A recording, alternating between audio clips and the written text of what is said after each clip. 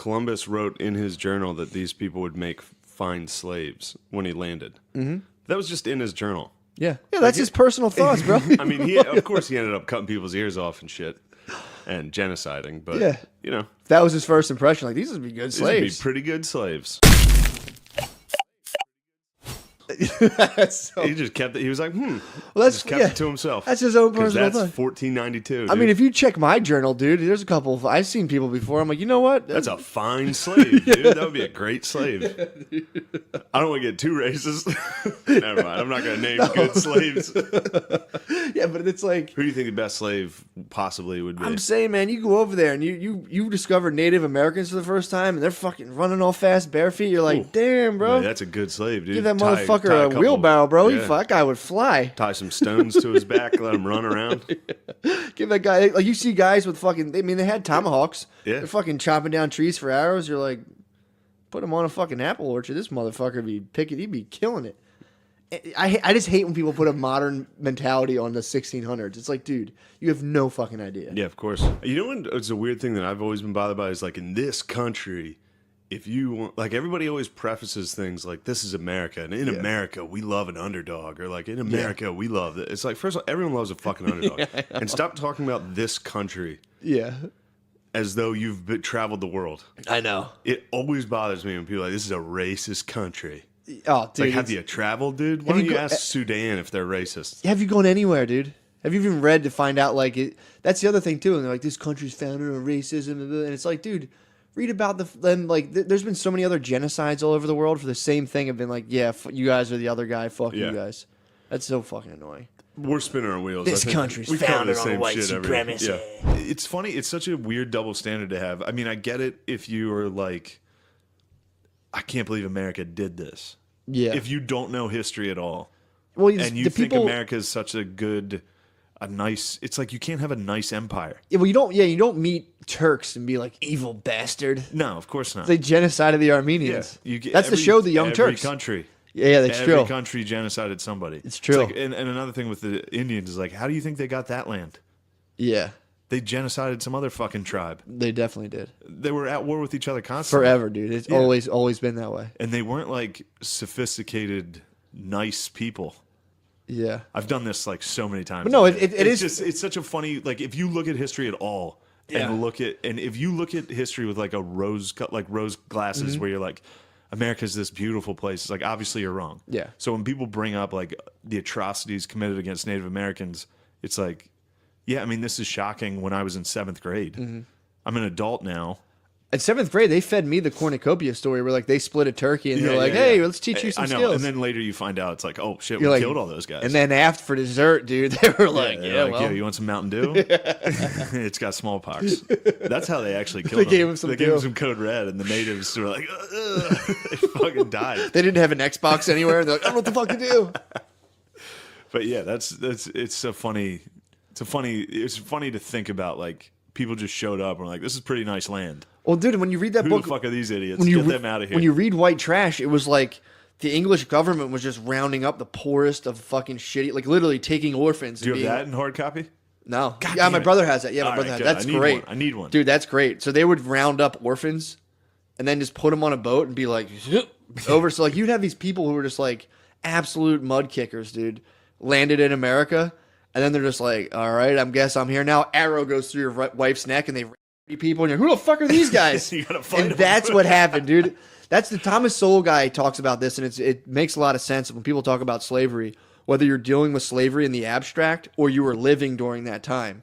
And when people are like, they get mad at Lincoln being like, well, when he freed the slaves, he was kind of cold and calculated. He should have been more moralistic about it. And it's like... You can say that now, but it's like if you were the president, imagine if you were the president back then. Like these people there was millions of slaves in the South. So they were really worried about like, if you free them, are they going to come fuck you up and kill you? Yeah. Like the Thomas Jefferson has a famous quote of being like, you had the wolf by the ears, dude. He's like, what do? Do you fucking let it go? They got, some guy wrote a love story between him and his like teenage slave. And it got a lot of negative press, dude. Yeah, I bet they got a lot of negative press. Well, I bet they were eating some pizza too. Pizza gave they're like, he's a blah blah blah, and the guy wrote the story like a love story basically, and You brought up an interesting point when we were talking about this book earlier about how I keep wanting to say Sowell. Thomas Sowell, yeah. It's Sowell. Yeah. How he talked about how like they also the Western Europeans also abolished slavery. They did. Like this no one talks about that. This is an institution that it built the pyramids. Yeah. This is an institution that's been around since as long as humans were even remotely civilized. Yeah. They've had caste systems and slavery, and then it led up in human history. It took the great white man to say, knock it off. It was the English, dude. Yeah. Even the French were like, nah, slavery's still chill. And then they finally folded. Yeah, dude. I think it was like the Portuguese were the last ones. Yep. I think in Brazil it was still going. Yep. But then there was the US and Brazil. There was the Arabs in Asia, man, and they were still rocking in the free world. They're still going. They got stamped out hard though, and then they would fly French flags, and the British government wasted millions of pounds on abolishing slavery worldwide. So it's like, yeah, I know. What do you think of that? They were the biggest slave exporter too. That's like, dude, that's while they also kind of enslaved the Irish people. That's true too. The Irish were slaves dude, too. That should be the name of our podcast. The Irish slaves. The Irish were slaves. Came in and started. Let's talk slaves. You want to talk slaves? We already covered bullshit. Let's cover some slavery. What you want to talk about? What do you think of slaves, dude? Not for me. Not for me either. Not for me, dude. Couldn't agree more. I don't want them. I would hate that. That would be awkward as fuck if just someone showed up at your house with a slave and you'd be like, dude, what the fuck? You can't have a fucking slave. Like, get out of here, dude. You can't have a slave in here. It's like, oh, come on, dude.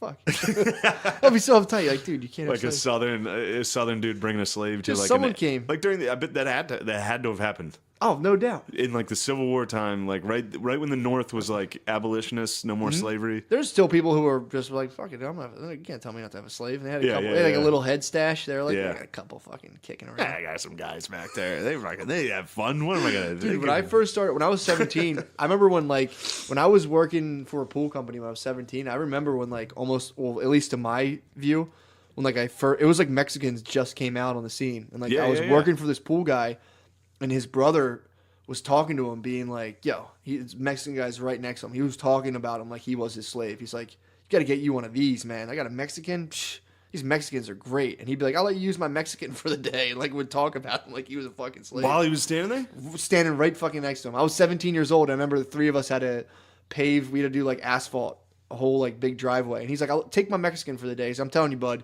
you need to get rid of these guys, get you some of these. I was just sitting there like, what the fuck? You would have thought it was it was just standing next to him. He's like, go with him. It was his fucking slave. Holy shit. That's a fucked up story. I was getting $7 an hour. He was probably giving his Mexican $4 an hour. Dude. Yeah. Giving him nothing. Yeah. And we had a fucking doing asphalt sucks. That's a good lad. He was the first lad, dude. He was a fucking Gen 1 lad. He was the fucking... He was ladded for Columbus, dude. Columbus.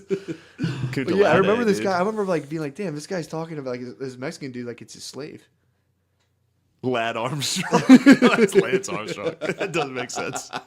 Lad Armstrong landed on the fucking moon, dude. Dude, I mean, this guy was getting... I mean, maybe he felt good about getting talked up all Laddie day. Robinson. He was the first. He was the first lad, dude. But yeah, I mean, I don't know, man. You're right though. I don't remember lads being around when I was younger. I'm telling you, I think that's because when we were young, we still had Polacks. What do you think? Polacks still had were the Eastern OG Europeans were the lads. We had some Ruskies I'm talking and stuff. 70s. Not that we were young during that. I think they were more out west. 70s, 80s. I think we had you used shitty workers like Polacks. Yeah. You used Eastern Bloc, fucking newly. I can see that. Yeah. And then 80s, 90s. I think the lads made a good run. Yeah, man. Lads, they fucking scurried around. They're like the Irish in some respects, where they're they came in here and they're just working, dude. 40 years. Next thing you know, we're gonna have a lad president. They've got Taco Bell going.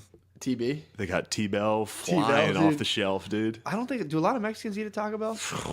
No. I don't think they... No, of course not. I think it's just high white people. Yeah. Oh, definitely some black people. Dude, I haven't had Taco Bell in forever. I bet that shit's so good. I can feel those soft tacos in my mouth right now. Dude, they were delicious. They're fucking They make great. you shit right away. My uncle still eats a Taco Bell pretty regularly. He's like, you can't beat it.